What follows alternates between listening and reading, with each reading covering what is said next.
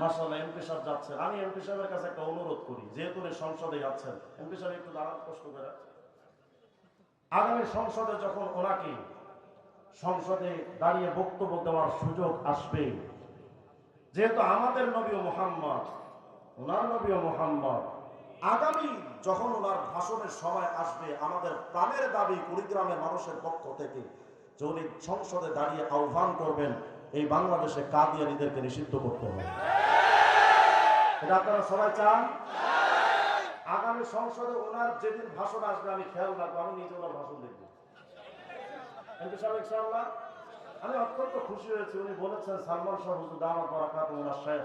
মাশাআল্লাহ, সালমান শাহ, আমি তো মিরপুর মুসলিম বাজার দারুসাদের পাশে মুসলিম বাজারে পড়াশোনা করেছি, আমি আরিফ বিন হাবিব।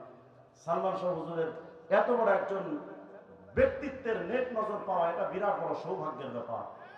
আমি এই জায়গা থেকে মুসলিম ভাই হিসেবে, উম্মতে মুহাম্মাদি হিসেবে আমাদের দাবি থাকবে, অন্তত এটা সরকারি ভাবে পাস হোক বা না হোক, অন্তত এই কুড়িগ্রাম এই অঞ্চলে নবী বিদ্বেষী কোন কাদের জায়গা হবে না।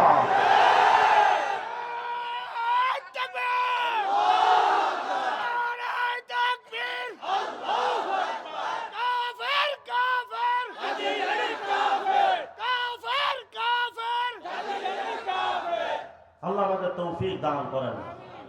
তাহলে হিজবুত তাওহীদ মুসলমান না বেঈমান? কাদিয়ানী মুসলমান না বেঈমান?